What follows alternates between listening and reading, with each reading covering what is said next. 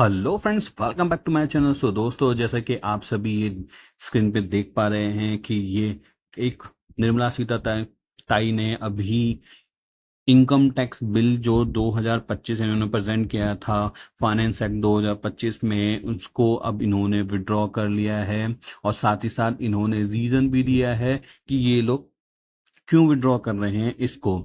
ठीक है, तो ये बेसिकली जो कमेटी बनाई थी वो कमेटी बेसिकली इसको प्रॉपर सेटअप नहीं कर पाई है। तो अब आपको बेसिकली ओल्ड टैक्स रिजीम को ही फॉलो करना है जो 1961 का है। उसके अलावा आपको किसी और को फॉलो नहीं करना है। इससे बहुत सारे लोग इफेक्टेड थे, लाइक जो एडवोकेट्स होते हैं उनको एक नया एक्ट पढ़ना पड़ता।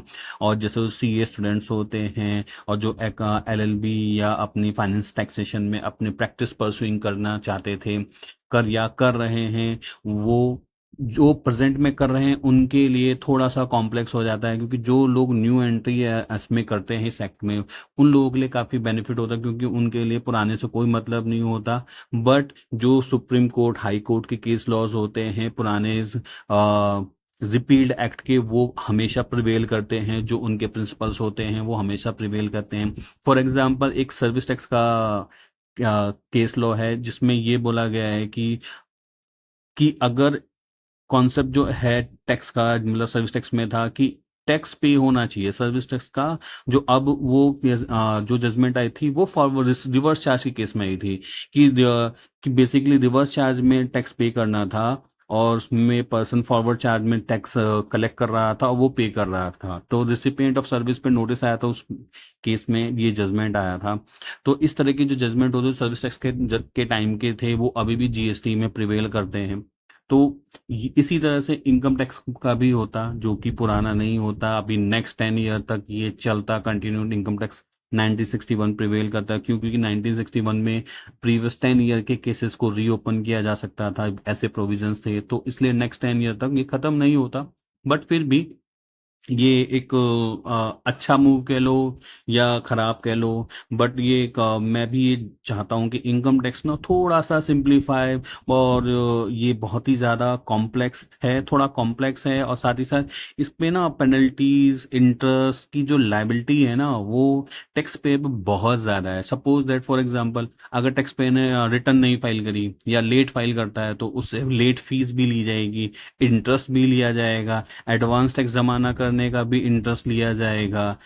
ठीक है, तो मतलब इतना बर्डन हो जाता है एक टैक्स पे के ऊपर। तो गवर्नमेंट को थोड़ा सोचना चाहिए कि टैक्स पे हम बर्डन कम डालें। टैक्स का तो डाल ही रहे हैं, फिर साथ ही साथ इंटरेस्ट का, फिर एडवांस टैक्स के इंटरेस्ट का, फिर साथ साथ लेट फीस का, जो कि 10,000 रुपये रिटर्न फाइल करने की है, समझो। और तो और अब एक सबसे बड़ा बिग लॉक ये है इनकम टैक्स में, कि अगर किसी इंसान का रिफंड है और वो एलिजिबल है उस रिफंड को वापस लेने के लिए, वो अगर अपनी रिटर्न लेट फाइल करता है after 31 December, end of the financial year, 9 months का टाइम देते हैं अगर वो फाइल करते हैं। क्योंकि हर इंसान इनकम टैक्स में का जो प्रोविजंस है, एक आम इंसान को नहीं पता है, उसको पता भी नहीं होता, उसका टीडीएस कट जाता है, उसे पता भी नहीं होता है। और तो उस केस में मतलब उनको रिलैक्सेशन देनी चाहिए इस पार्ट पे, कि एटलीस्ट आप लेट फीस भी ले रहे हो, इंटरेस्ट भी ले रहे हो, तो रिफंड क्यों नहीं दे रहे हो। माय क्वेश्चन इज कि आप रिफंड क्यों नहीं दे रहे हो। आपको लेट फीस भी दिया इन बंदे ने, इंटरेस्ट भी दिया, आपने एडवांस टैक्स पे भी इंटरेस्ट दिया, न जमा करने पे भी इंटरेस्ट दे रहा है, और उसके बाद भी रिफंड नहीं मिलेगा, उसके बाद भी late fees ITR U update, तो टैक्स लाइबिलिटी का 25%, 50% पेनल्टीज लगाए जा रहे हैं। तो that is the very harsh to tax pay. इसी वजह से एक जो आम जनता है ना, वो इन सब चीजों से बचती है, कि उन्हें टैक्स ना रिटर्न ना भरनी पड़े, उनके ऊपर इनकम टैक्स की लाइबिलिटी ना आए। तो मेरी इस वीडियो में आप लोगों के लिए एक यही छोटी सी इंफॉर्मेशन थी जो आप लोगों को बताना था, शेयर करना था। और इसी तरह की अपडेट्स के लिए मेरे साथ प्लीज़ बने रहें। Please share, subscribe and like. Thank you so much guys.